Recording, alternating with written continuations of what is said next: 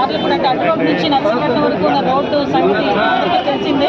సుమారుగా 5 సంవత్సరాలుగా చాలా నరక యాత్ర పడి తిరిగే ప్రయాణికులందరూ కూడా తిప్పుకొని రోజంటే ప్రతిపక్షంలో ఉండేటప్పుడు ప్రత్యేకంగా దీని మీద 2-3 సార్లు పాదయాత్ర కూడా చేశాం, ధర్నాలు చేశాం. ఈ రోడ్డుని ఎలాగైనా వెయ్యాలని చెప్పేసి ఆ రోజు పట్టుకుంటాం. కాకపోతే లాస్ట్ 5 సంవత్సరాల పరిపాలనలో కనీసం ఒక గొంతు కూర్చడానికి కూడా ఒక 30 మంది తీసుకొచ్చిన పాపాలు కూడా పోలేదు. ఆ రోజు మేము ఎన్నికల క్యాన్వాసింగ్ లో భాగంగానే ఆ రోజు మేము ప్రామిస్ చేయడం జరిగింది. గౌరవ చంద్రబాబు నాయుడు గారి నాయకత్వం తెలుసు కాబట్టి, పవన్ కళ్యాణ్ గారి కార్యదర్శిలో తెలుసు కాబట్టి ఆ రోజు మేము మాట ఇవ్వడం జరిగింది. 6 నెలల లోపే ఈ రోజు మేమందరం కూడా రోడ్డు వేయించే పరిస్థితి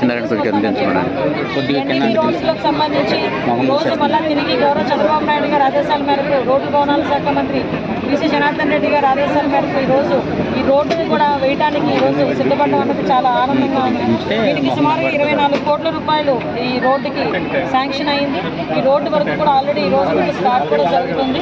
ఇక్కడ తిరిగి అంటే అటు రోడ్డు నుంచి సుమారుగా నర్సీపట్నం వెళ్ళే ప్రయాణికులందరూ చుట్టుపక్కల గ్రామస్తులందరూ కూడా ఊపిరి పీల్చుకునే పరిస్థితి. వీళ్ళే కాదండి, సుమారుగా చూసుకుంటే మనకి ఎన్డీబీ వర్కుల్లో దగ్గర 15 వర్కులు అంటూ ఉన్నాయి జిల్లా మొత్తం మీద. ఆ వర్కులన్నీ కూడా స్టార్ట్ అవుతాయి. ఫస్ట్ ఆఫ్ ఆల్ ఈ వర్క్ స్టార్ట్ చేయడానికి కలెక్టర్ గారు కూడా ఈరోజు ఇక్కడికి రావడం నిజంగా శుభపరిణామం కింద భావించాలి.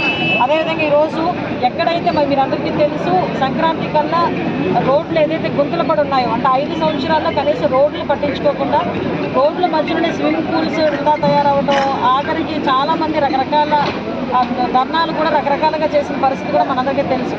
అయినా కూడా ఇప్పుడున్న మాజీ ముఖ్యమంత్రి కనీసం పట్టించుకోకుండా ఉండే పరిస్థితి కూడా కనిపిస్తూ ఉంది. కాబట్టి ఈరోజు మళ్ళీ గౌరవ ముఖ్యమంత్రి గారు వచ్చిన తర్వాత గుంతలు లేని రోడ్లు చేస్తానని మాట ఇచ్చిన ప్రకారం ఈరోజు జనవరి 15 కల్లా ఎక్కడైనా గుంతలుంటే ఆ రోడ్లన్నింటినీ కూడా పోర్చుమని చెప్పి డబ్బులు శాంక్షన్ చేయడం జరిగింది. పాయకరావుపేట నియోజకవర్గంలోనే 15 వర్కులకి 1,50 లక్షల రూపాయలు, అదేవిధంగా డిస్ట్రిక్ట్ మొత్తం చూసుకుంటే 68 వర్కులకి 4,80 లక్షల రూపాయలతో ఈ జనవరి 15 కల్లా రోడ్లన్నీ గుంతలు కూడా పూర్తి చేసి క్లియర్ చేయమని గౌరవ ముఖ్యమంత్రి గారు ఆదేశాలు ఇచ్చారు. ఆ ప్రకారంగా మేము అందరం కూడా చిన్న ప్రచారం జరుగుతుంది. దాని మీద మీరు చిన్న క్లారిటీ ఇవ్వాలి.